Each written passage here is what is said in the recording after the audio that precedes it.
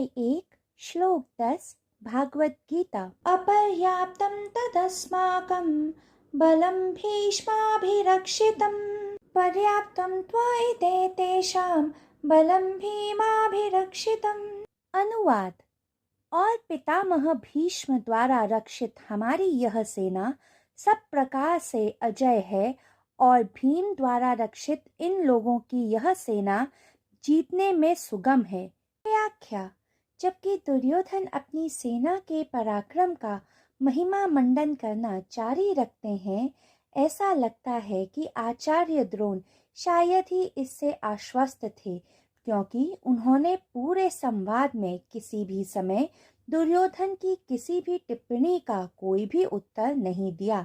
उनकी चुप्पी को इस तथ्य से जोड़ा जा सकता था कि उनको यह ज्ञात था कि दुर्योधन क्या सोचते हैं, क्या करते हैं या क्या क्या दावा करते हैं, इसका कोई महत्व नहीं है, क्योंकि दुर्योधन पूरी कौरव सेना के विनाश के अग्रदूत थे। वह जानते थे कि दुर्योधन का दृष्टिकोण सीमित होने के कारण वह पूरे प्रसंग को समझ नहीं पा रहे थे।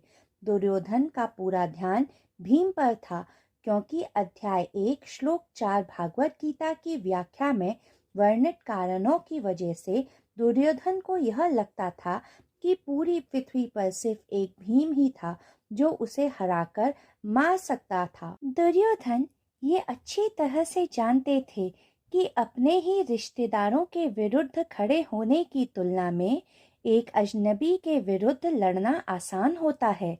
तो दुर्योधन के अनुसार अर्जुन जैसे विद्वान को अपने स्वजनों के विरुद्ध शस्त्र उठाने के लिए अपनी अंतरात्मा से संघर्ष करना पड़ेगा, जो असंभव सा प्रतीत होता था।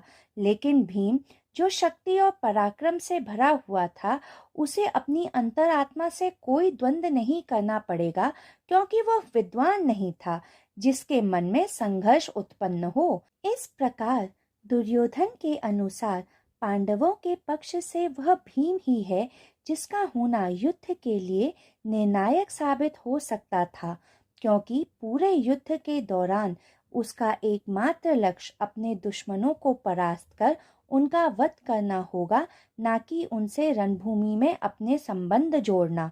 और जब भीम के युद्ध कौशल और विशेषज्ञता की तुलना पितामह भीष्म से करी जाए तो वे बहुत छोटे और सीमित प्रतीत होते थे। लेकिन आचार्य द्रोण को उस सत्य का बोध था जो दुर्योधन अपनी अज्ञानता के कारण देखने से चूक रहा था। वह यह है कि दिव्य शक्ति पृथ्वी पर मानव अवतार श्री कृष्ण के रूप में प्रकट हुई थी, और न केवल वे धनंजय अर्जुन के साथ ही थे, बल्कि कुरुक्षेत्र के युद्ध के मैदान में अर्जुन का मार्गदर्शन भी कर रहे थे। जिसका मार्गदर्शन स्वयं श्री कृष्ण कर रहे हों, वह भटक कैसे सकता है। धर्म की स्थापना करने के लिए दिव्य श्री कृष्ण पृथ्वी पर अवतरित हुए थे, और अपने उद्देश्य को पूरा करने के लिए उन्होंने सव्यसाची अर्जुन को एक निमित्त मात्र के रूप में चुना था। भागवत गीता के अध्याय 11 श्लोक 33 में श्री कृष्ण इस तथ्य का उल्लेख करते हैं, निमित्त मात्रम भव्य सव्यसाचिन।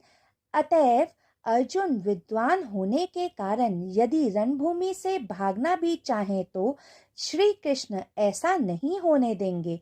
अर्जुन के गुरु होने के नाते वे अर्जुन का मार्गदर्शन कर उसे अज्ञानता के अंधेरे से निकालकर ज्ञान के उजाले की ओर ले जाएंगे।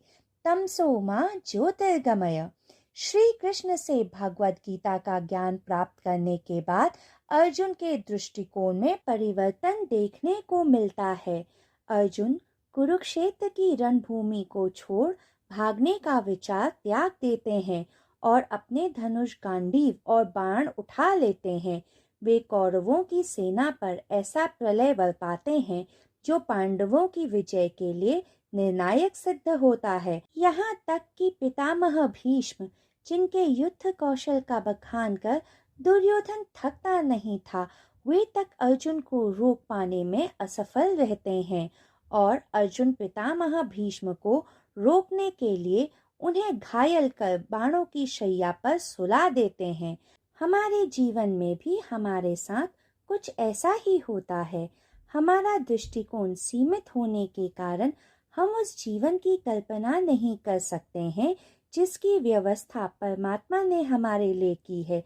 लेकिन जब परमात्मा हस्तक्षेप करते हैं तो हमारा धर्म है कि हम संपूर्ण रूप से अपने आप को उनको समर्पित कर दें और उन्हें हमें अज्ञानता के अंधेरे से निकालकर ज्ञान के प्रकाश की ओर ले जाने दें।